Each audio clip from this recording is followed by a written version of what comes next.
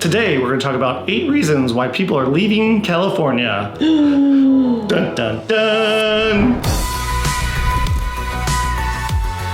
Okay, so on this channel, we always tend to talk about like the good things about California or San Diego in general. So I thought today would be a great time to really bash the state of California. Give us all the cons.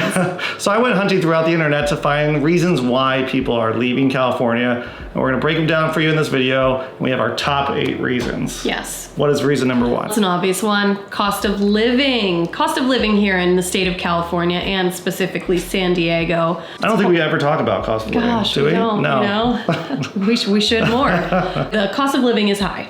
We've got housing, taxes, gas prices. It really adds up. Yeah, we have the second highest housing prices in the country. We're only second to Hawaii. I think we're at $728,000 is the median home price here in California.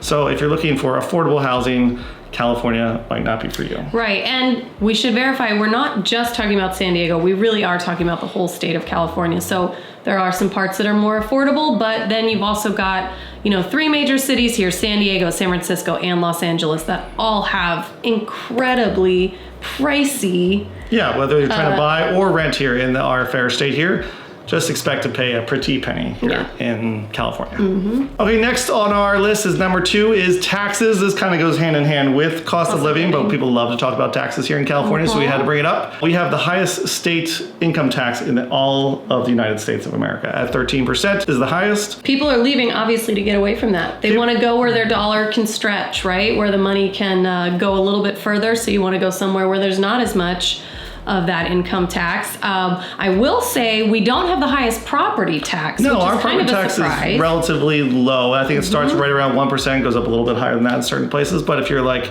in Texas or New Jersey or Pennsylvania or Massachusetts, the property tax is actually much higher. Right. They also cap how quickly it can go up here in California. So we have Prop 13 here, which limits it to, I think it's a 2% of the assessed value. It can go up per year. Right. If you're in other states like Texas, I think it can go up as much as 10% per year, depending on how the prices are going and what direction they're going. Yes. So just keep that in mind. Don't always just look at, one tax. You got to look at that as a whole. Everything. When you're deciding. Tax too. We do have a sales tax here between like 7-ish and 10%. Yep. Yeah. Depending on what city you are in here. Mm-hmm. And there are obviously states throughout the country that have no sales tax whatsoever. Like your Delaware. State Shout out to Delaware. Looking at you. So just keep that in mind when you're trying to decide which state is best for you. Mm-hmm. Number 3 on the list is traffic. People love to bring up traffic. They want to talk about how they're just fed up with sitting in traffic all the time living in California. Well, first let me say, I know San Francisco and Los Angeles are just in like a class of their own. Honestly, that's one of the big reasons I left Los Angeles. I lived in Los Angeles for about 7 or 8 years.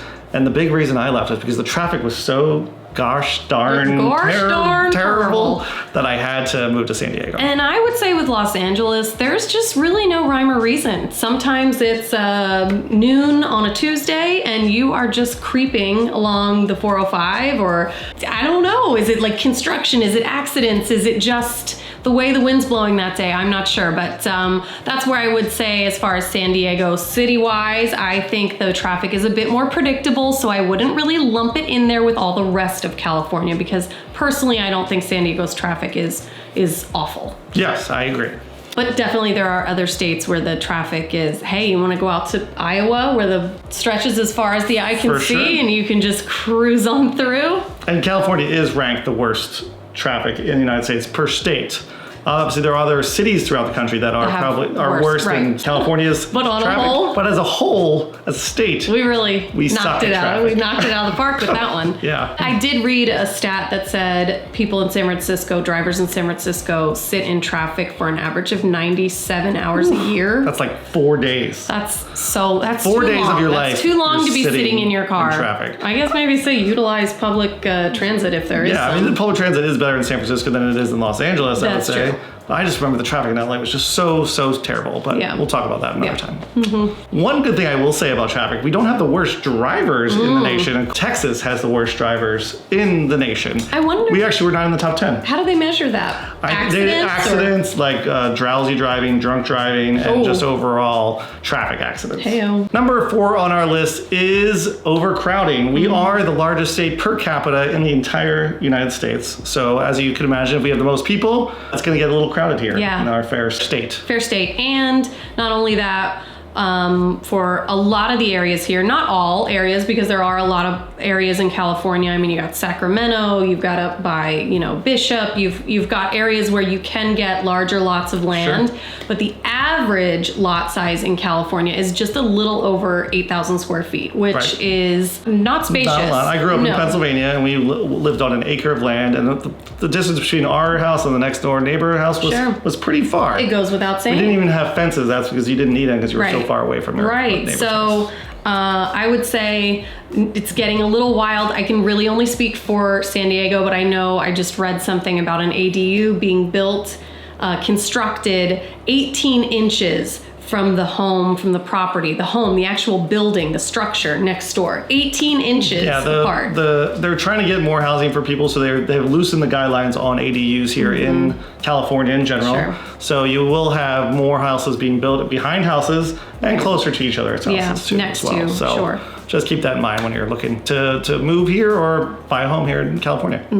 Okay, number 5 on the list is business and job opportunities and work from home opportunities. For sure. So people might be leaving California to go find work elsewhere because we do have one of the highest unemployment rates at 4.5%, correct, in the state of California. Just still somewhat reasonable. It's not like that. And we're a huge state, obviously, so that spans a really large space there. So maybe not hard to find a job, but hard to afford living here with what that job pays. Because you do get paid more to live in California typically, but with the housing prices going up so much, it's become harder for those, types of jobs sort of to afford houses. Median paying jobs, Yes. Teachers, police officers, nurses, which these are such important jobs. We obviously need all of these jobs. We need here. all of these jobs, but it's really hard to have that be your career and afford to live here. Pay your rent, your mortgage. And then the work from home thing can go both ways too, because we've had a lot of people probably leave California because they could work from anywhere. But we've also had a lot of people move to California because they can work from anywhere.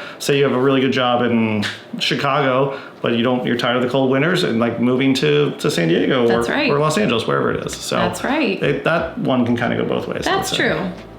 You just put a positive spin on it. I always try to good. put a positive outlook on everything. You're right. The Ted Lasso way. Yep.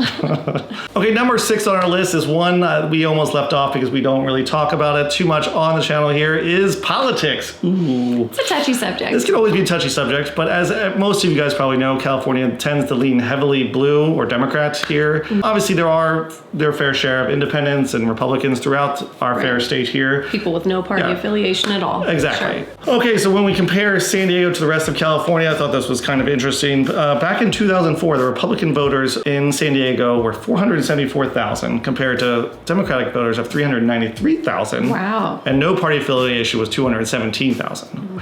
Fast forward to 2020's election, Republican voters have actually decreased even though our population has grown. There was 471,000, down 0.6% from 2004, and Democratic voters were up 70% to 696,000 people. 70%. And another big thing that's changed is the no party affiliation has also gone up 78% since 2004. So as you can see, San Diego probably is slightly more balanced than other parts of, compared to Los Angeles and San Francisco, but we still lean heavily Democrat as of now. And that's changed a lot, I guess, over the last 20 years too. So, but tying that into what we're talking about, that can be a deciding factor as to whether you want to leave California. So if you don't agree with the politics, you might you're moving to another state where the politics align more closely with your own personal beliefs. So for sure. Number 7 on the list is natural hazards for sure, but specifically wildfires. Yes. That's probably our biggest natural. I mean, earthquakes is probably our biggest, but we haven't really had too many huge issues with that lately. Oh, knock on wood. I know, you just jinxed it. Now you just jinxed it. Got it. Oh. Okay, but as most of you have probably heard throughout the last few years, wildfires have become a big problem here in the United States and namely California. Right. Because last year, the wildfires took up, was it 38%? 31%. 31% of all acres burned in the United States were in California. Yeah.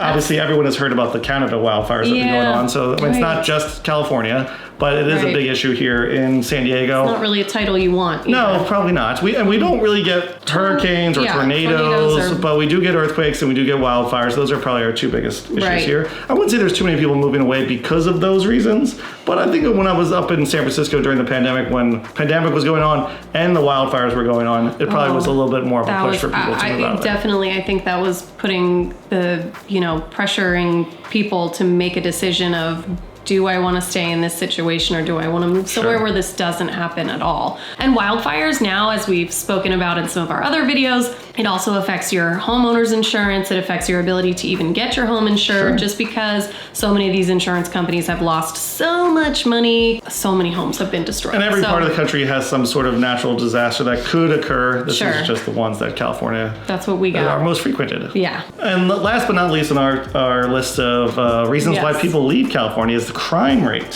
here in California.